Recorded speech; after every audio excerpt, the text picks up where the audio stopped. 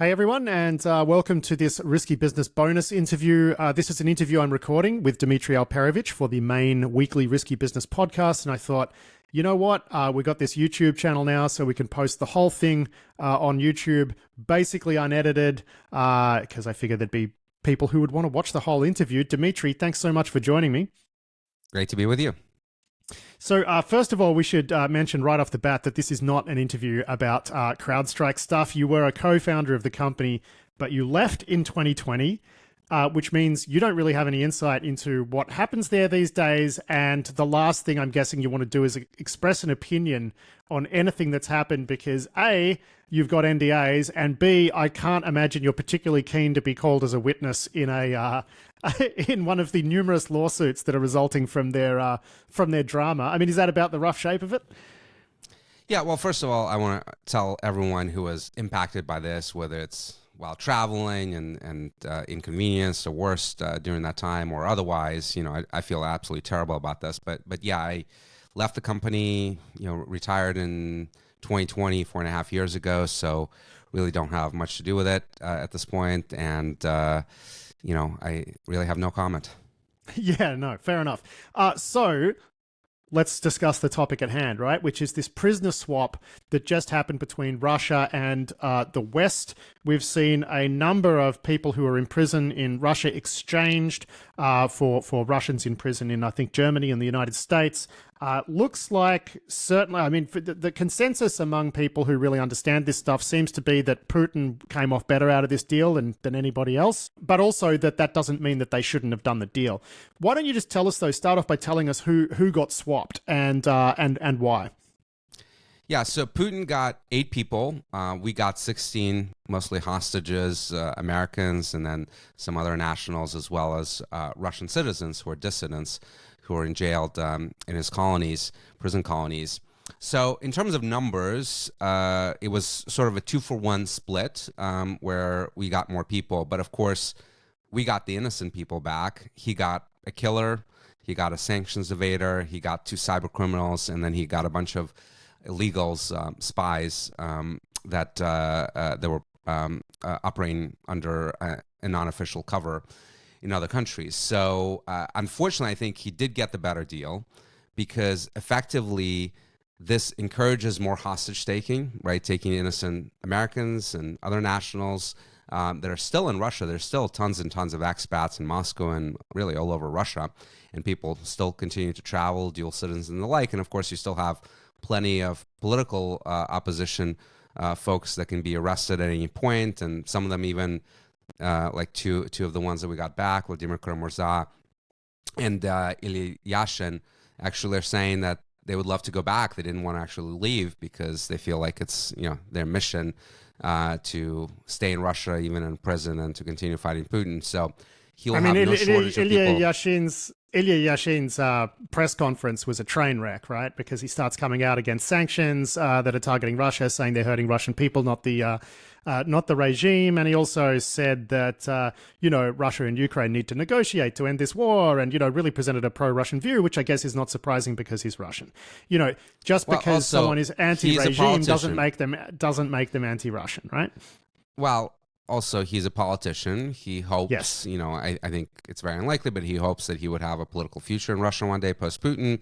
So he's trying to appeal to that electorate. He's not trying to appeal to the Ukrainian electorate or the Western electorate. So we have to appreciate that. And he said basically that they escorted him onto the plane against his desires. He wanted to stay in prison, and they put him on the plane and shoved him out of the country. So but the point is that Putin will have plenty of hostages to take, and we're going to have to keep paying him for it, right? If he decides to kill other people or do sabotage attacks, as we know he's doing all over Europe and potentially maybe even other places, certainly cyber criminals, both those that are affiliated with the state and those that are not, but may have what's known in Russia as krysha, or roof, essentially protection from high-level people. Those are the types of people that are feeling much better today, right? Because it was already very hard to find them, to arrest them, to prosecute them. And now you know that even if that happens, and even if they get extradited to the United States, which is a really, really high bar, they now have an opportunity to be exchanged for, hostage that Putin may pick up. So again, as you said, I think that this was the right thing to do for humanitarian reasons. These people, we believe, largely were innocent of what they were accused, and we had to get them out. But this is not a great thing going forward, and I think Putin did get the better deal. And then the other thing that is interesting from a cybercrime perspective, because there are two cyber criminals that we can talk about that were part of this exchange, is I saw an interesting quote in the Washington Post by my friend Adam Hickey, who was a very senior official in the DOJ. I think you may have even met him when you were here in D.C. last time. He's now in a private practice. But Adam was basically saying that, look, when we do these extraditions from other countries, even allied countries, it takes a lot of work and a lot of convincing of these countries to actually, put themselves in the bullseye of Russia and then to go through this effort. And now if they know that those people are just going to be sent back to Russia without even serving their full sentence and justice is really not going to be done, they may be much less willing to cooperate going forward. Yeah, I mean, I listened to Mark Galiotti's podcast on this, In Moscow's Shadows, a great podcast if you're interested in all things Russia. And, he said this is a long-standing thing, going back to the KGB days, which is if you're working at behest of the state, you've got that cover, and if you do get pinched, we'll get you out, right? That's the promise that the Russian state makes to these types of people who are doing these dirty deeds for the state, which is it might take us a week, might take us a month, might take us a year, might take us a decade, but we're going to get you out. So that seems to be, Putin's trying to live up to that, right? Well, that's true, but traditionally this has been about espionage, right? And, everyone does espionage against each other. Spies get caught. They get exchanged, on the Glinka Bridge, between East Germany and West Germany, as you've seen in the Tom Hanks movie from years back. But, those are people that are just stealing secrets. Here you have very different situations. You have hardened criminals, including some of these cyber criminals. You have a killer, a guy that shot someone in broad daylight in the middle of Berlin. And it's people like that now feel like, I can do that and get away with it, and they're going to get me back anyway. And that's something that's very different. We should point out, just hold on, Dmitri, we should point out that this wasn't just some random murder. This was a state-sanctioned murder where the Russian state had commissioned a criminal to do that, right? So this is not just like a random murderer. This is someone who had assassinated someone on behalf of Vladimir Putin, right? Which is somewhat different to them just springing random criminals. Although, that said, it does look like they were letting some people go who are like, just like family connections to Putin and whatever. Like maybe there'd been a little bit of, assistance to the state here or there, but it really looks like they're getting sprung because their dad is like one of Vladimir Putin's golfing buddies. Yeah, so let me walk you through the 8 people, right? So you had basically 4 of them and two of their kids who are underage and obviously are innocent, and apparently, according to the Russian sources, didn't even know that their parents were Russian. They were speaking to them in Spanish. They said that they were from Argentine, and apparently they never bothered to ask why they were eating borscht every day, right? I don't know if they really were, but you had 4 of those people. One was arrested in Norway. This couple was arrested in Slovenia. They had the 2 kids, and then you had another guy that was pretending to be a journalist for the Spanish media that was arrested in Poland. So these are sort of traditional spies. If you watch the show The Americans, with Kerry Russell and Matthew Reese, this is the type of work that they do, sans the killing and other things that you saw in that show. And those are the people that are traditionally getting exchanged, right? But then you have the others, and the others are the 2 cyber criminals. So you had Roman Seleznyov, who is an all-time cybercrime guy. He's only 40 years old, but he got started, I think, right out of high school. Back in 2003, he was one of the early members of Carter Planet. For people that remember the early Godfather-style carding forum where they had all these Casa Nostran levels in terms of administration of the forum. He was one of the guys that was doing that. His name was Track 2, as in the credit card Track 2 data that he was involved in selling. He happens to be a son of a member of the Russian Duma, the Russian parliament, Valery Seleznyov, who is a member of this very far-right party in the Duma, not Putin's party, but another one called LDPR, If people remember this guy, Vladimir Zhirinovsky, a very outlandish figure in the Russian politics since really the breakup of the Soviet Union. He had recently died a few years back from COVID. This is the party that this guy is part of, very nationalistic and viewed as sort of this fake opposition party to Putin, because it's not ostensibly part of his official party, but effectively votes with him on everything, and is used as a foil to make Putin look more presentable and more rational, because these guys are just advocating total crazy positions. So this guy, Roman Seleznov, flies with apparently a bunch of prostitutes to Maldives, I believe in 2016, gets arrested in Maldives, and Maldives actually didn't have an extradition treaty with the United States, so somehow the Maldives authorities allowed the U.S. Agents to arrest him and fly him out of the country without extradition, and that was quite controversial at the time. I bet that went down a excuse me. I bet that went down a treat at the Kremlin. Yeah, absolutely. Well, they said that this was kidnapping and so forth. And he gets sentenced for 27 years. In fact, he actually gets convicted twice for two separate prosecutions. One was 14 years, another was 27, but they were serving concurrently, so effectively 27 years. And he actually served 10 of those in jail. So at least with him, you kind of feel like, he at least spent some time in jail. And by the way, I actually watched today one of his interviews on Channel 1 in Russia, the main television station in Russia, where he was complaining about his time in the U.S. jails. He moved around a bunch, and he said this was so terrible that everyone in the U.S. jail has shivs, that his life was in danger almost always, and the food was just absolutely atrocious. And all I was thinking at the time is, bro, you should check out the Russian prisons if you think the Americans are so bad.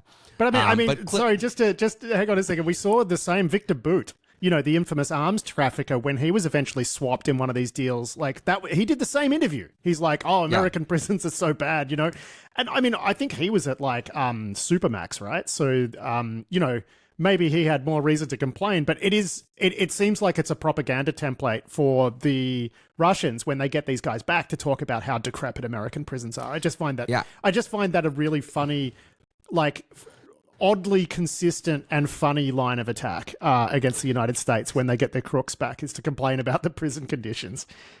Right, yeah. Boot, they exchanged for Brittany Griner, if you remember. Oh, that's right. Yeah, it was, yeah. And so this is one guy, and clearly he had political connections. His father's in the Duma, so that certainly helped to get him out. And then the second guy is Vladislav Klyushin. He's 42 years old. He was sentenced for 9 years just last year. So he only served 3 years, 2 of them in pretrial detention. He had another 6 to go. He was arrested in Switzerland, where he flew in on a private jet with a bunch of friends for a skiing vacation. So, he was truly roughing it, and was obviously picked up, and the Swiss were able to extradite him to the United States. His specialty was hacking into databases that contain pre-released earnings for public companies like Microsoft, Tesla, and others, so he could benefit from insider trading, knowing in advance what the earnings results would be versus the Wall Street analyst expectations.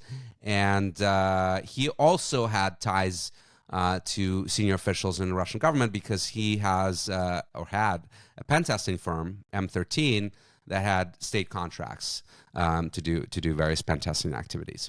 So both those guys, bad guys, cyber criminals, Seleznov at least served 10 years. This guy only served 3 out of the 9 that he was allotted. And then you had another guy who actually is believed to be an FSB colonel, or at least he said he was in one of the email communications that was intercepted, Vadim Konashok, and Konashonok. And he was basically helping to do sanctions evasion and provide Russia with critical dual-use technologies that are needed for its military. And then the last guy, the most famous guy, is Vadim Krasikov, who is this killer. He's also a member of the FSB, of the Alpha unit, the special operations unit of the FSB, but also apparently moonlighted as a gangster, effectively a gun for hire to do various executions, and was actually at some point on the Russian Interpol list, wanted for murder for these hired killings that he had done in Russia. and then eventually taken off of it, I guess gets back into the good graces of the Russian state and decides to do killing for Putin. So this is the guy who was picked up in Germany for that assassination. And, you've just talked us through 4 of them. I'm guessing the other 4 are the illegals, the couple, and their 2 children. Is that right? And what was right. the deal there? Because, okay, they're illegals. Had they been arrested? I mean, how did the kids not know they were Russian if they weren't arrested? Why did they need to be exchanged? I'm just a little fuzzy on that. Yeah, so this was the couple, Artem and Anya, that lived in Slovenia, actually had kind of an IT shop there. And the 2 kids, and apparently they were speaking to each other in Spanish. They had Argentinian identities and speaking to the kids in Spanish. At least that's the story that the Russians are presenting. And then when they got picked up, based on a tip from a Western intelligence agency, and the Slovenians arrested them, they actually put the kids in foster care while the parents were in jail. And then in this exchange, obviously, they got the kids and the parents out. Yeah, right. Okay, wow, that makes sense. Because I was wondering, how how could it be that the parents got arrested but the children still don't know? Yeah, so that's all pretty wild. I got to confess too, I had a long drive yesterday. I was listening to a lot of podcasts, listening to the radio, and I listened to a BBC reporter doing a report from Moscow, and I was just thinking, what on earth are you still doing there, right? So you are expecting that there's going to be more of these sort of hostage swap situations. Yeah, and look, there's still a couple of people that are still in jails, particularly in America, that we know about. And in fact, there was some confusion early on because some of the people on Twitter, I think you even reposted one of them, were talking about some of these guys like Alexander Vinnik, who owned the cryptocurrency exchange BTCE and was doing a lot of money laundering and was convicted of that. And another guy, Maxim Marchenko, who was also doing smuggling of dual-use microelectronics into Russia, that they would be part of this swap, and in the end they weren't. And there's still some Americans in Russian jails as well. So we might see in the future another swap, at least for those individuals. But clearly, Putin now has a blueprint. He's done this a couple times already. This is the biggest one. So he knows that at any time he can arrest a journalist. He learned from this incident, by the way, how much getting a journalist really helps get attention to this case and getting a lot of political pressure, right? Because all this attention was, so much of it was on Evan Gershkovich, from the Wall Street Journal, even though there were folks like Paul Whelan and others that have been under arrest as well. But journalists tend to amplify, their colleague. Yes and no. I mean, the Paul Whelan case, the conservatives in the United States have been using that as a cudgel against Biden for quite a while, right? So, I mean, Gershkovich just added to it, but I don't think he wasn't exactly low profile, Whelan, right? Trump was always talking about him, for example. But look, I've got another question just to wrap it up here, right? Which is, of the 2 cyber people, right? Because we are a cybersecurity podcast. The thing that I'm curious about is if these guys were included in this swap because they had connections to people in government, either through family or social connections or whatever, or do you think they were more likely freed because they had been doing work for the state? They'd been doing espionage or whatever. What is your feeling? Because a Carter whose dad happens to be well connected, that doesn't feel like some sort of FSB connection. That just feels like, a kleptocracy move rather than a, strategic move by an intelligence service to recover one of their people. What's your feeling there? So there's no allegation that either of these guys were working for the state when they were doing these hackings. Maybe there's some private stuff in the indictments that never got disclosed or didn't get put in the indictment, I should say. But as far as we know, they were not involved in GRU or FSB or SVR hacking operations. But look, Putin has been very clear that he views any arrests of Russian citizens for crimes that they committed while being in Russia as extrajudicial. He views this as kidnappings, what the US DOJ does, and he wants to get everyone back. Now, I do think there's a prioritization, so you're going to be higher on the list given your political connections.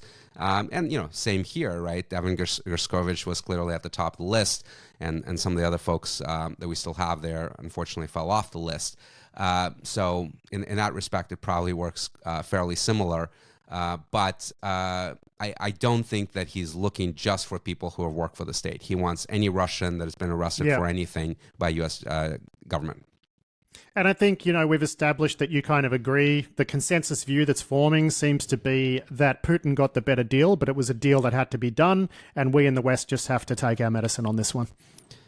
Yeah, I do, and I think there'll be other deals for people that have already been arrested. But, beyond that, I think we need to be really thoughtful, because if you are still in Russia, either as a journalist today, a Western journalist, or an expat, and you get picked up, you've had plenty of warning, right? So to release another, particularly hardened criminals, it's one thing to release, these illegal spies, that's what we've done throughout the first Cold War.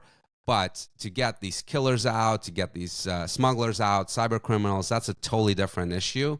And I think we need to be reconsidering that going forward for people that are still, walking around in Russia and have not left the country. They kind of made their bed, in my view.